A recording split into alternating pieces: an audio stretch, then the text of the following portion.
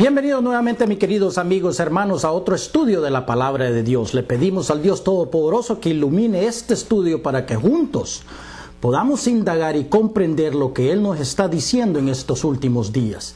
Hermanos, en la lección anterior nos habíamos quedado, como habíamos visto que existen tipos, que es muy posible que se hayan cumplido estas profecías en este año 2009. Vemos un tipo del cobrador de impuestos, como se declara en el capítulo 11 de Daniel, versículo 21. Vimos también cómo en los últimos días los sabios entenderán, como dice también Daniel en el capítulo 12.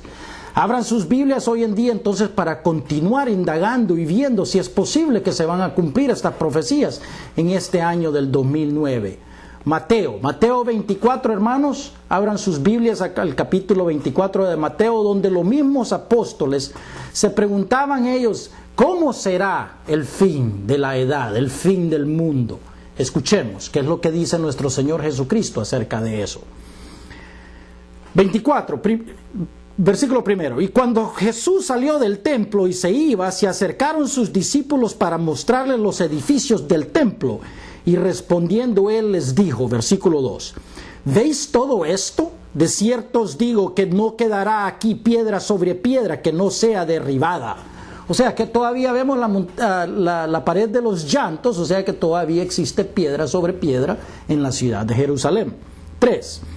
Y estando él sentado en el monte de los olivos, o sea que ha salido de la ciudad y está viendo, ¿verdad?, la ciudad.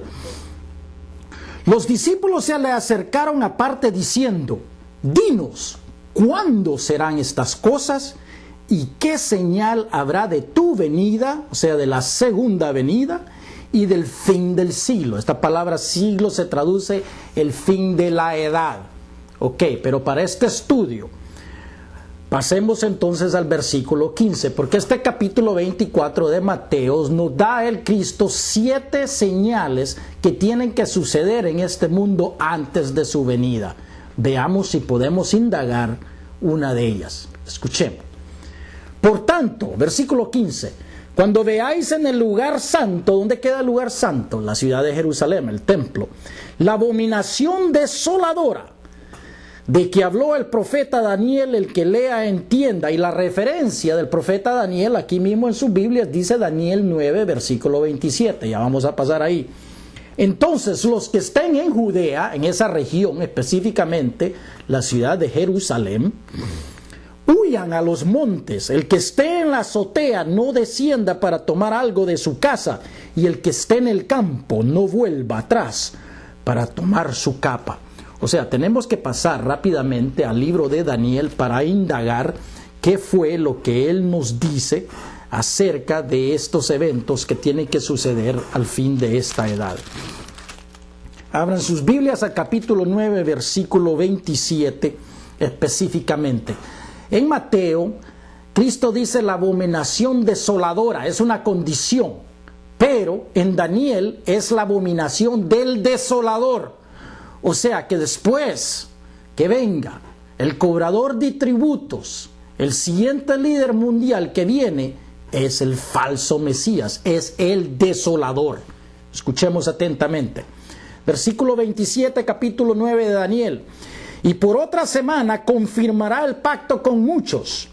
A la mitad de la semana, o sea, tenemos una semana, o sea, 3 días y medio. Ahí vamos a explicar eso después en otra lección. Hará cesar el sacrificio y la ofrenda, o sea que con la presencia de él separa la ofrenda, el sacrificio que se le hace a Cristo, o sea que él mismo va a parar esa ofrenda, pretendiendo ser Cristo. Después, con la muchedumbre de las abominaciones vendrá el desolador, o sea que en la traducción esta es la palabra apropiada, es un individuo, la abominación del falso Mesías que viene a Jerusalén, del desolador, hasta que venga la consumación y lo que está determinado se derrame sobre el desolador. O sea que el desolador es algo negativo, hermanos. ¿Por qué digo eso yo? Pasemos aquí mismo en Daniel capítulo 11. Vimos en la lección anterior cómo en el versículo 20, capítulo 11 de Daniel, versículo 20, aparece el cobrador de tributos. Establecimos en la lección anterior que de una de las naciones más grandes que creemos que este país está surgiendo un cobrador de tributos, ¿verdad? Que va a asumir los impuestos. Acabamos de ver en la reunión de los G20 cómo estos líderes se han puesto de acuerdo para resolver la situación económica mundial.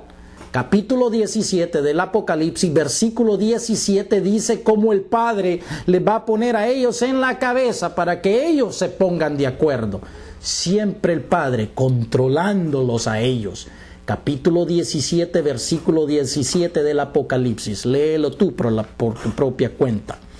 21, versículo 21, capítulo 11 de Daniel.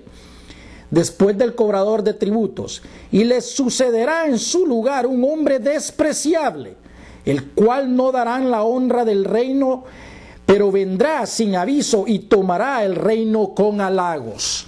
Ok, pasemos rápidamente al versículo 31 para que veamos qué es lo que está pasando. Y dice: y se levantarán de sus partes tropas que profanarán el santuario sea la ciudad de Jerusalén, con su presencia, y la fortaleza, y quitarán el continuo sacrificio, quitarán el hecho de adorar a Cristo. ¿Por qué? Porque el mundo entero estará adorando a este falso. Y pondrán la abominación desoladora. ¿Quién es la abominación desoladora? Este falso Mesías que viene pretendiendo ser Cristo.